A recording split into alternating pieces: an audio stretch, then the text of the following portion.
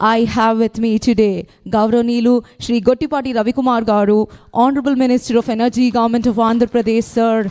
A warm welcome to you, sir. Requesting you to please present your valuable message to our participants. Thank you, sir.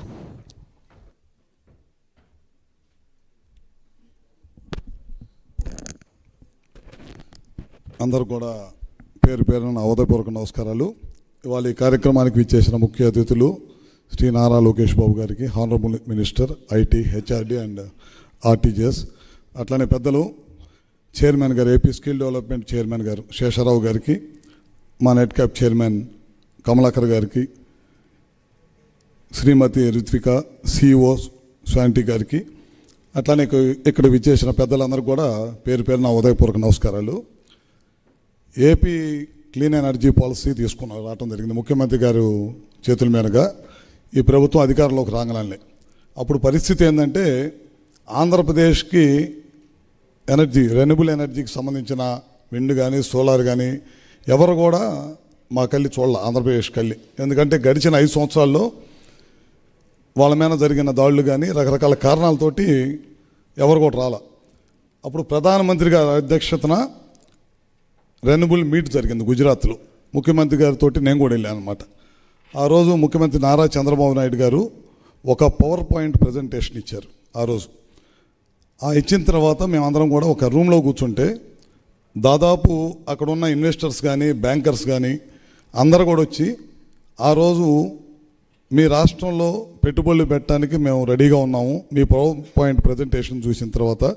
ఎందుకంటే ఇక్కడికి ఆ రోజు అక్కడికి ప్రధానమంత్రి గారితో పాటు 8 రాష్ట్రాల ముఖ్యమంత్రులు, దాంతోపాటు 8 రాష్ట్రాలకు సంబంధించిన మంత్రులు చాలామంది వచ్చారు.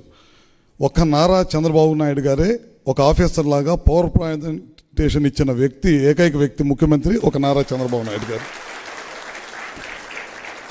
అక్కడ మాకు ఒక నమ్మకం కలిగిన తర్వాత, వచ్చిన తర్వాత గ్రీన్ ఎనర్జీ పాలసీ ఒకటి తయారు చేద్దామని చెప్పి తీసుకొచ్చి మన టార్గెట్ 160 గిగావాట్లు పెట్టాలి మన స్టేట్లో. మనకి దేవుడిచ్చిన వరం రాయలసీమ జిల్లాలో మనకి లైట్ కానీ లేకపోతే విండ్ కానీ కెపాసిటీస్ ఉంటాం, పిఎస్పి కెపాసిటీస్ ఉంటాం.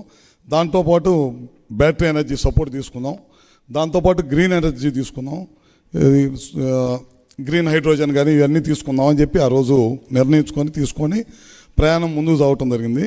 ఇప్పటిదాకా చాలా పెద్ద ఎత్తున ఎంఓయూలు చేసాం.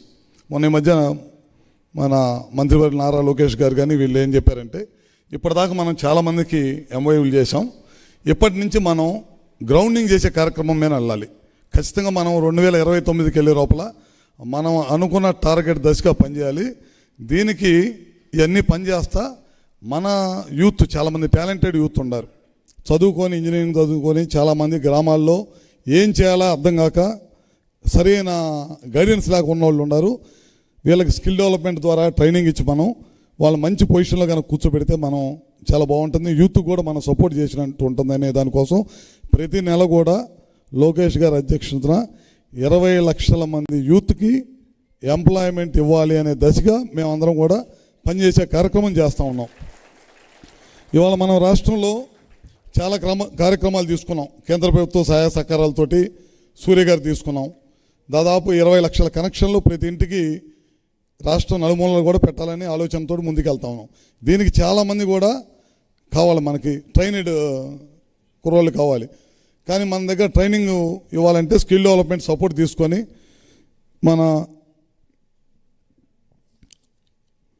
ఇప్పుడు రితికా లాంటి సంస్థల ద్వారా మనం సపోర్ట్ తీసుకొని మనం కనుక కలిసి పనిచేస్తే కనుక గ్యారెంటీగా మనం అనుకున్న గమ్యం, ఉద్యోగ అవకాశాలు యూత్కి, రూరల్ యూత్కి ఇవ్వచ్చు. అదేవిధంగా మనం ఏదైతే టార్గెట్ చేశామో రాబోయే రోజుల్లో పవర్ వినియోగం రోజు రోజుకి పెరుగుతూ ఉంది. మనం ఎప్పటికప్పుడు పవర్ను కూడా తయారు చేయడం కూడా పెంచుకోకపోతే కనుక రాబోయే రోజుల్లో కష్టాలు, ఇబ్బంది పడుతూ ఉంటాం. దాన్ని మీట్ చేయాలి. తద్వారా ఉద్యోగ అవకాశాలు కూడా ఎట్టి పరిస్థితుల్లో కల్పించాలనే ఉద్దేశంతో మనం ఈ పని చేస్తూ ఉన్నాం.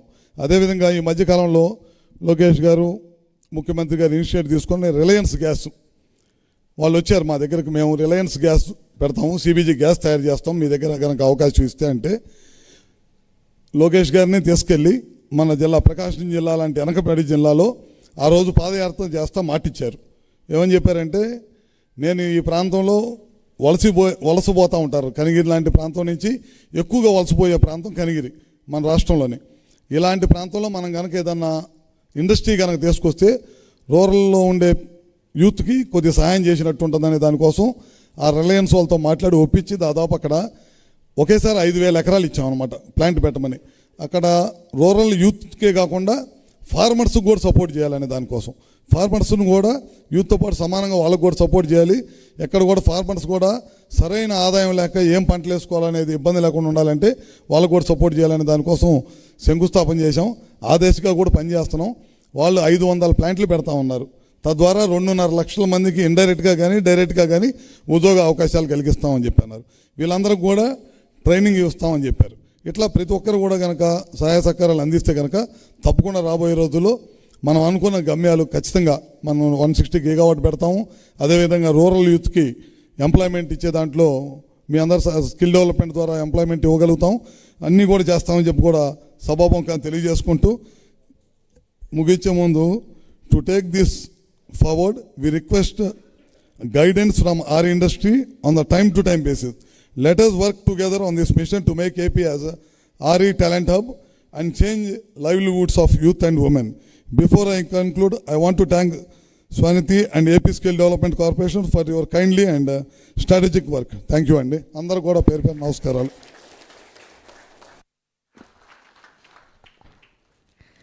Yes, thank you so much. Once again, I thank Gauranilu Shri Gottipati Ravikumar Garu, Honorable Minister of Energy, Government of Andhra Pradesh. Sir, thank you so much for your valuable message, sir. Yes, we have visionary leaders with us. We have leaders who have mission and vision. We have one such leader with us today. He is dedicated with, driven with passion, commitment, and definitely he is into the people. Ladies and gentlemen, he is a leader who knows the way, shows the way, and goes the way. Let's all together take a moment to recognize the dynamic leadership of Gauranilu Shri Nara Lokesh Garu. Okkasari gattiga chappatlu kottalandi. When we talk about transforming the youth, wherever you go and just hit and ask any young energetic guy or girl, they would definitely say it is only because of Nara Lokesh Garu, because his vision and mission is very, very clear in taking up, focusing on this skill development, taking Andhra Pradesh to the hub of skilled excellence, where he is been bridging, and the gap between the educational employment is very much clear. He wanted the youth to have lot of empowerment, lot of employment opportunities, and he's been striving for it. And that visionary leader is right with us. Thank you so much for joining us, sir. Requesting our Honorable Minister of Human Resource Development, Skill Development, Electronics and Communication, Real-Time Governance, Government of Andhra Pradesh, Shri Nara Lokesh Garni Sagauravanga Ahvanistunam, definitely to please present his valuable message to our participants. Thank you.